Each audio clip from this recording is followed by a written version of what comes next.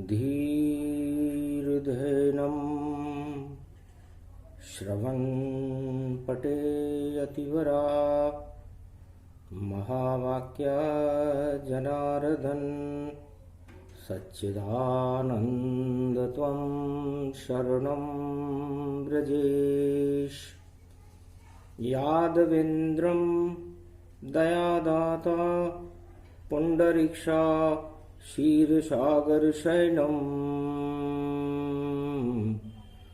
कमलनयनं नमस्तुते नमामि श्रीहरि। धैर्य से जिसको धारण किया जाता है, कर्णपटुओं से जिनका पान किया जाता है, ऐसे सच्चिदानंद भगवान श्री यादवेंद्र सरकार को मैं नित्य ही चिंतन करता हूँ, नमन करता हूँ, जिनको नमन करने से मंगल आदि मंगल तो हो ही जाते हैं, साथ ही में बहुत बड़ा बल मिलता है मनुष्य। ये कुमारिका क्षेत्र भवानी मंगल अमृत शिव में जानी। खिली पंखुरी कमल की और बैठे शिव तन पाए। धन्य धन्य कमलेश्वर बाबा कलयुग प्राण बचाए। कलयुग में शक्ति बड़ी और शक्ति बड़ी अपार। चारों युगों में आद्य गुरु ही करते बेड़ा पार। द्वादशी रूप शिव शक्ति जाना और मंगल करे शंकर भगवाना। कलयुग में अब प्राण बचाओ, नेत्र खोल भारत में आओ। दिव्य दृष्टि तीसरा नेत्र और वाणी रहो समझाए। अमृत उसमें झरता है और मानवता बच जाए। चारों युगों में भगवान शंकर जो आद्य गुरु हैं, जिनका जन्म ही नहीं है, आदि सनातन है, सनातन धर्म से भी पहले हैं, जिनका जन्म सरस्वती भी मौन हो जाती है। ब्रह्मा अपने नेत्र बंद कर लेते हैं और भगवान विष्णु अपने इष्ट देव के ध्यान में शेष शैया पर गहरी निद्रा में और समाधि में चले जाते हैं। बैसाख का महीना है, शनिवार का दिन है, और शनि जब भी मकर और कुंभ राशि में आते हैं, किसी भी युग में हर 30 साल बाद इनकी पुनरावृत्ति हो जाती है। तब आहाकार मचे जगत में और दंड सभी को मिलता है। जो रचता पाखंड धरा पर मिट्टी में वह मिलता है। 30 साल में एक बार ही आते शनि भगवान और दंड नायक बन जाते हैं न्यायाधीश समान। जिस तरह न्यायाधीश दंड देने में सक्षम है, शनि कर्मों के देवता है। भगवान शंकर कहते हैं, उमा जी, शनि की सबसे घातक दृष्टि 10वीं होती है, और शनि हमारा कर्म है, और आत्मा हमारा धर्म है। तो यदि हम आत्मा में राम नाम का सुमिरन करते रहते हैं तो हमारे शुभ कर्म हो जाते हैं, और 10 इंद्रियां उनकी शनि की 10वीं दृष्टि है। जब शनि अपनी 10वीं दृष्टि किसी भी जन्म कुंडली में किसी ग्रह के ऊपर डाल देते हैं तो बिगड़ जाए सब खेल और दंड कड़ाव पाए। आगे नहीं करे अशुभ कर्म और शुभ शुभ सब प्रगटाए। तो चेतावनी देने के लिए भगवान शनि बैसाख के महीने में शनिवार के दिन शिव जी की शक्ति है। प्रदोष शक्ति पड़े जग में तो सारे दोष हटाती है। मंगल करती है भारत का और भारत अवतार प्रगटाती है। तो भगवान शंकर तो खुद आते नहीं है, लेकिन वो अपनी विशेष शक्ति से अपने इष्ट देव नारायण भगवान मर्यादा पुरुषोत्तम राम को किसी भी रूप में भारत की रक्षा करने के लिए, जगत की रक्षा करने के लिए मृत्युलोक में भेज देते।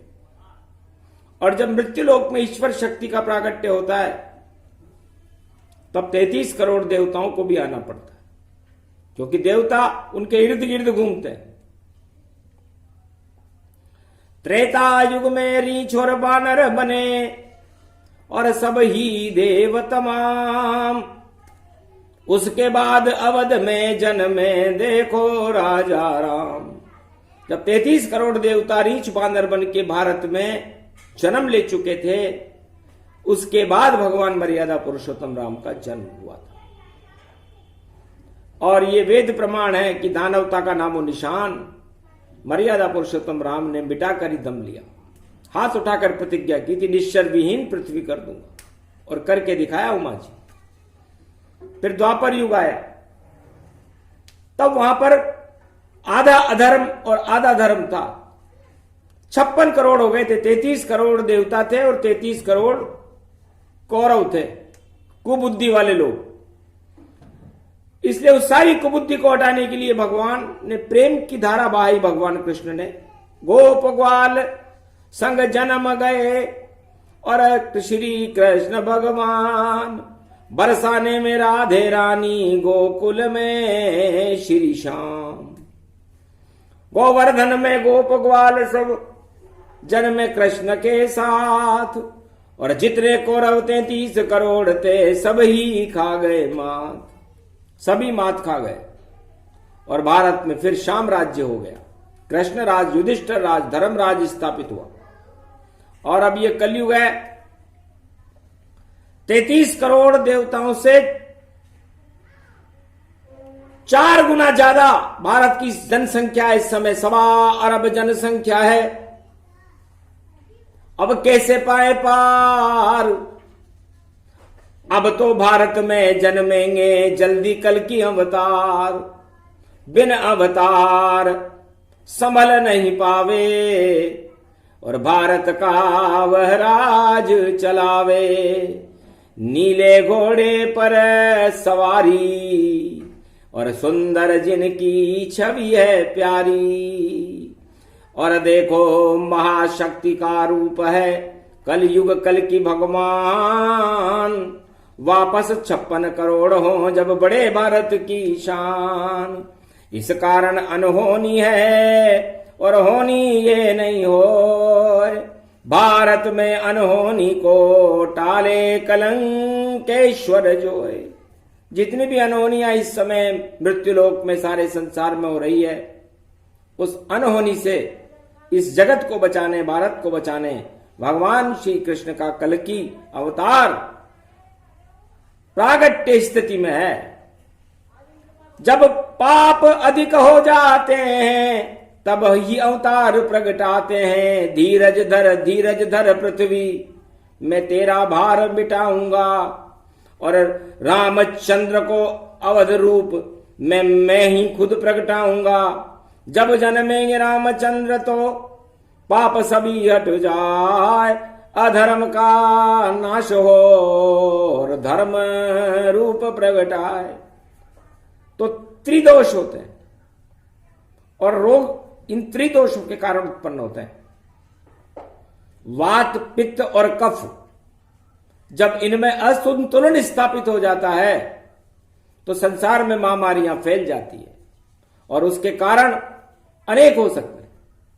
भोग प्रवृत्ति, स्वार्थ प्रवृत्ति, छल पाखंड प्रवृत्ति, काम वासना, ये सब हमें महामारियों से चिपका देते हैं।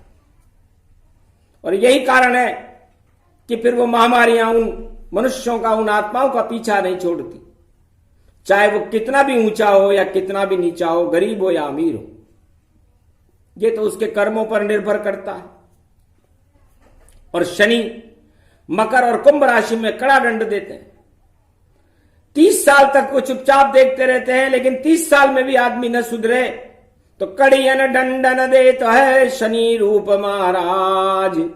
जब जब राम और कृष्ण को और किसी को भी मिल गया ताज, जितने भी ताज मिले किसी को भी मिले हो, वो शनि की कृपा के बिना मिल नहीं सकता। सबसे पहले प्रहलाद को ताज मिला, ध्रुव को ताज मिला, तो शनि देव की कृपा से मिला था।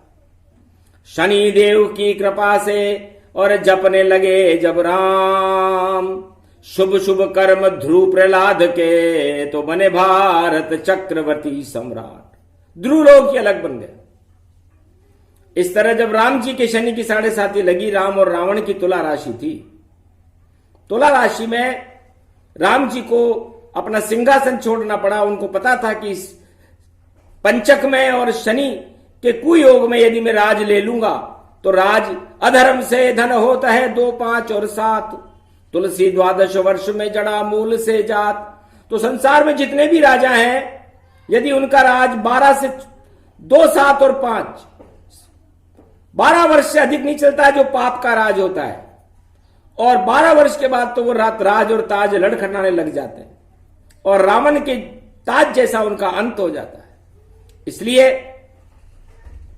राज ताज करने वालों को भी शुभ काम करना चाहिए, मानवता का कल्याण करना चाहिए, और ये भगवान राम ने ताज छोड़ करके भारत को दिखाया।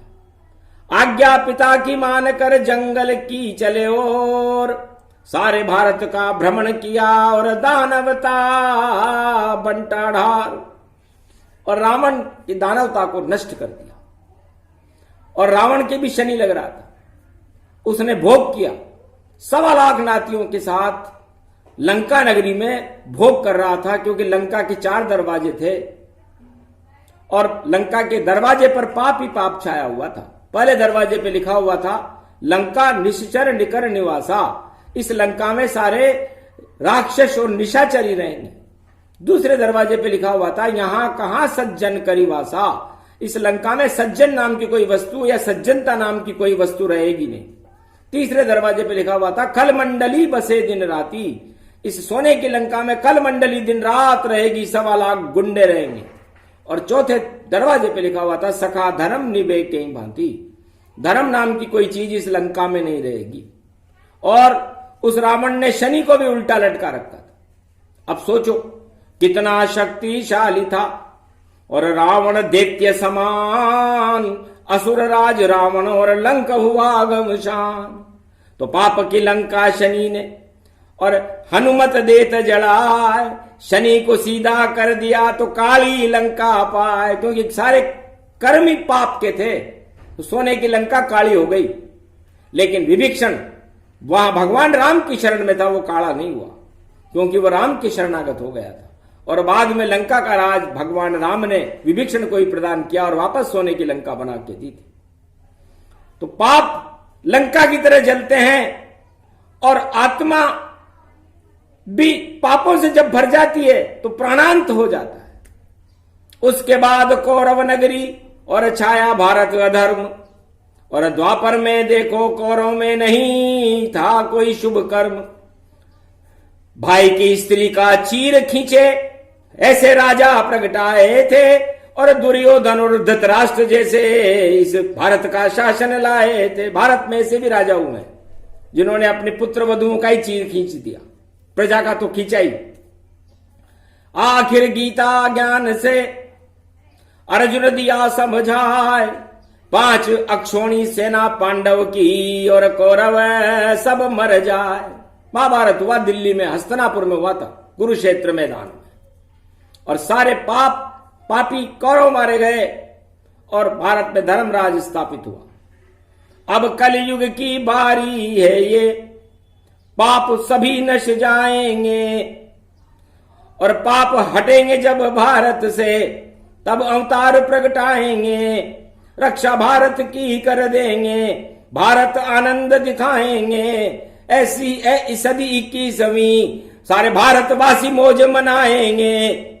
थोड़े दिनों का कष्ट है भैया, ये दिन भी चल जाएंगे, और राजताज चलाने वाले अब सभी देवता आएंगे। दानवता से राज नहीं चले, सबके ताज गिर जाएंगे। उस राजा का राज चलेगा जो देव शक्ति प्रगटाएंगे। झूठा राम नाम ले कोई मिट्टी में मिल जाएगा। जो राम राम असली जपेगा वही राज अब पाएगा। और रामचंद्र कह गए सिया से ऐसा कलयुग आएगा। मैं कल की अवतार बनूंगा और दंड शनि दे पाएगा। अरे बहन भाणजी को कोई न माने, साली नोत जिमाएगा।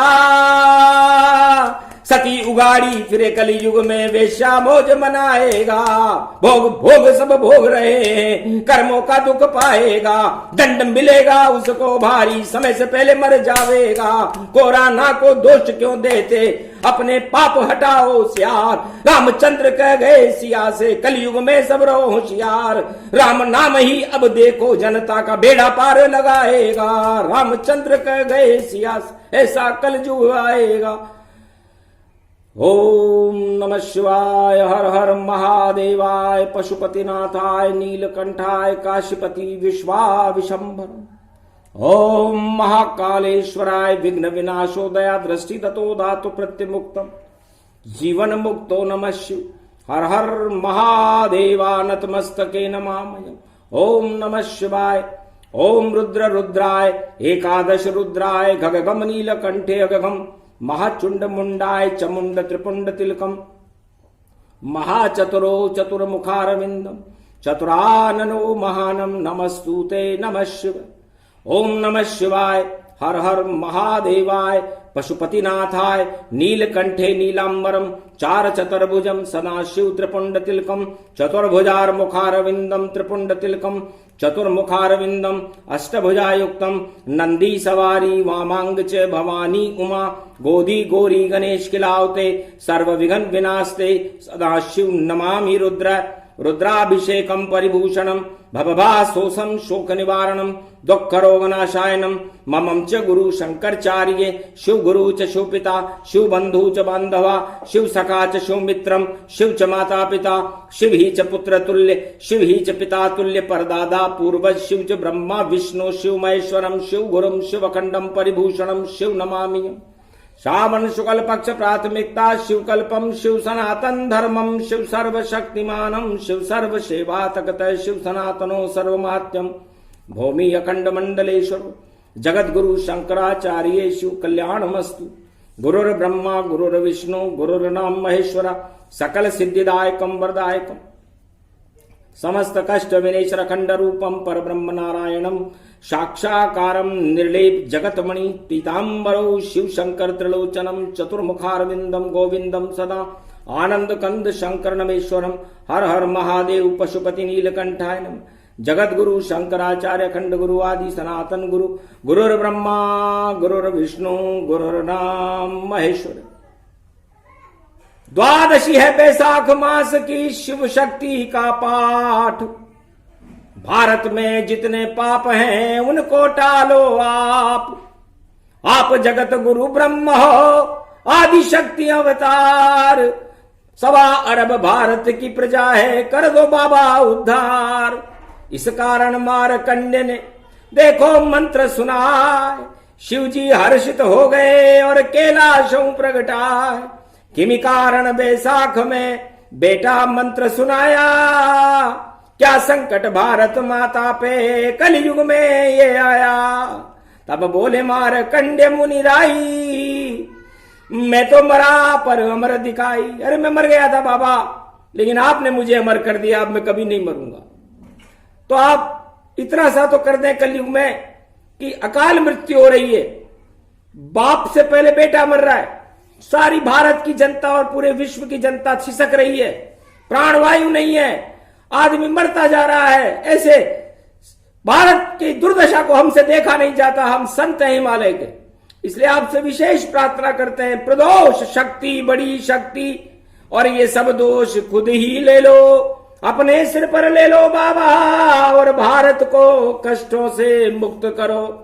हंसने लगे शंकर त्रिपुरारी मारकंडे सुनी बात तुम्हारी, जल्दी संकट में ही हटाऊं और कल की अवतार भारत प्रगटाऊं।